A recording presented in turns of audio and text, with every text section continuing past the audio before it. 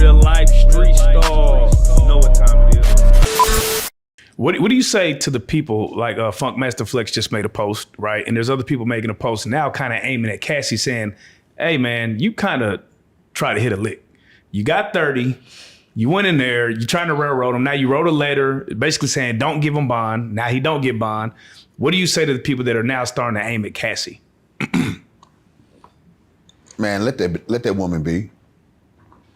I mean, let that woman be. I mean, we're not her, first of all. And she's still someone's child. Thanks.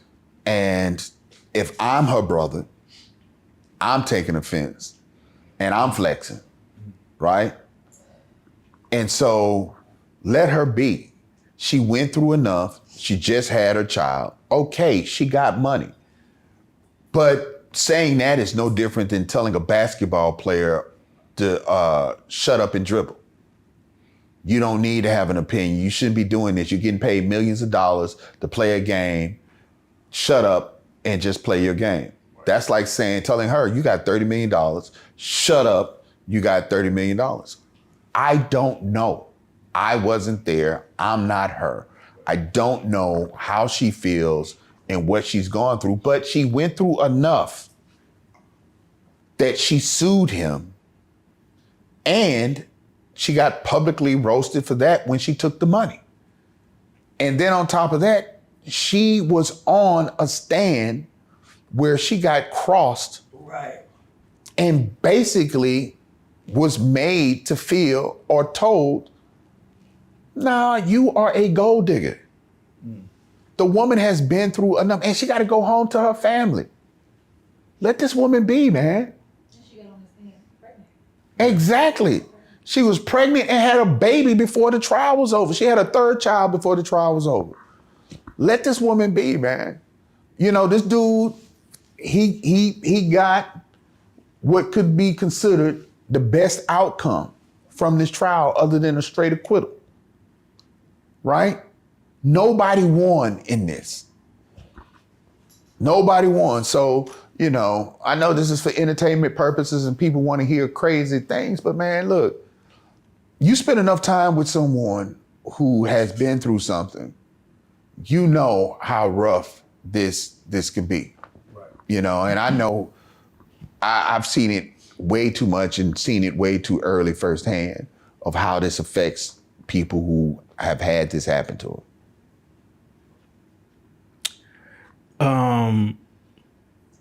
Let's talk about this judge. Let's talk about this judge. Let's talk about this judge. What is he gonna do? Yeah. So during the trial, at one point, he told the prosecution, hey, counselor, if they ask for it right now, I'm paraphrasing. He kind of gave the impression, if they ask for it right now, I'll give them a directed verdict. You guys haven't really shown me that there's Rico. The judge said that. Judge said that. Judge said that. He had questions like, okay, where's the Rico? And the prosecution like, we're getting to it. We'll get to it. We'll show you.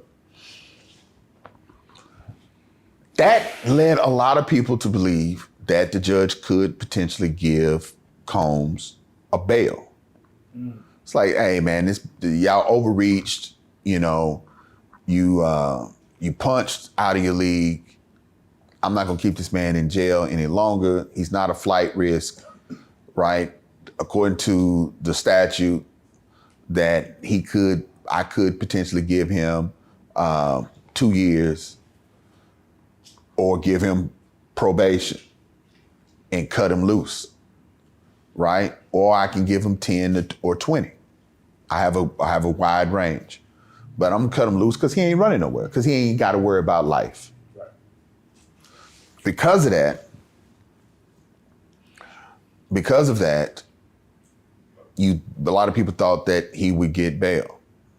The fact that this judge didn't give bail, the fact that this judge brought up the fact that he was violent, now has a lot of people on their heels saying, okay, first time offender, is he gonna really go with that? or is he going to go with the fact that he might be a first-time offender, but this dude is a career criminal? Because this isn't someone who's just going to decide based on the verdict. This is someone who's been in every conversation there has been about this trial. He knows things that all of us will never know because he had discussions in chambers. Remember, there was evidence that he kept out, but he knows about it. Everything is up for grabs for him in making this decision. Does he do what the prosecution wants, which is to stack the 10-year sentences? That gives him 20 years. Does he run them concurrent? Does he run them simultaneously together and give him 10 years? Does he look at the code and says, you know what, first time offender? I mean, that would be ludicrous to give him a 20 ball, wouldn't it? It can happen. I know it could happen, but wouldn't it just... You can give him a 20 piece. Told you, these judges can. So let me ask you this. There's mad people that have stuff to say about Diddy, right? Like we've seen, hell, Jag, we've seen big homies come up here and say, Gene Deal. When you don't see them on the stand, why would they not be on the stand? Like if they have these interviews out saying some of these things, why would they not be on the stand? If they could help the prosecution. Okay, there it is. Look here, man. If I have a choice to put someone on stand that may have a history or may cause more confusion, because you got to remember, everybody that they put on that stand was pretty credible, right? It wasn't the defense. When I say that, the defense didn't come back and pop up pictures and say, well, you said this on, on Real Life Street Stars. I ain't gonna say no other podcast. Yeah. Or you said this on Tailor Made Conversations. Right. When you was on Tailor Made Conversations, you wore a suit and you said this. When you was on Real Life Street Stars, you had a hat on and you said this. Which one is it? Or they didn't have crimes of moral turpitude. So crimes of moral turpitude can be used against you if you go up to testify.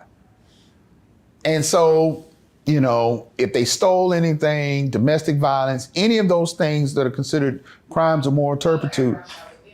And so if you have individuals that have those type of convictions, then you can't use them.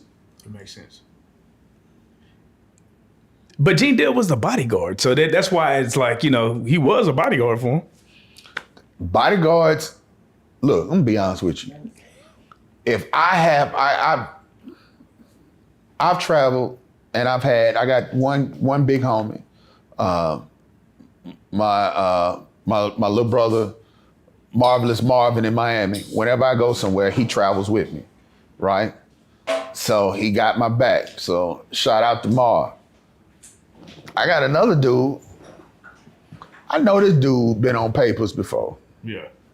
But at the same time, I know he is no stranger to conflict.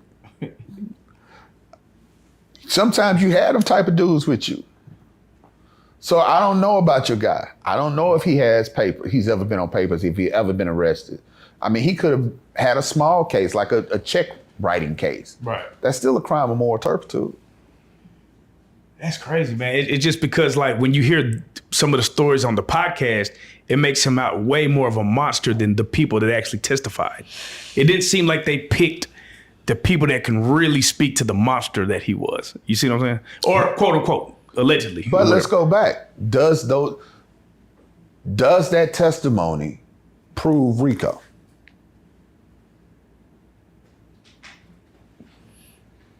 You see what I'm saying? That's a good question. I don't know. That's what I'm saying. So why would I use them? They've already had a video that showed him kicking a woman who was in a fetal position. He a monster. We got him. If this was a case about him being a monster, he would be right up there with King Kong, Godzilla, Dracula, and Frankenstein. He a monster. right? So for Halloween, everybody's going as Sean Combs, and they're gonna scare the hell out of people. He a monster, but he wasn't on trial for being a monster.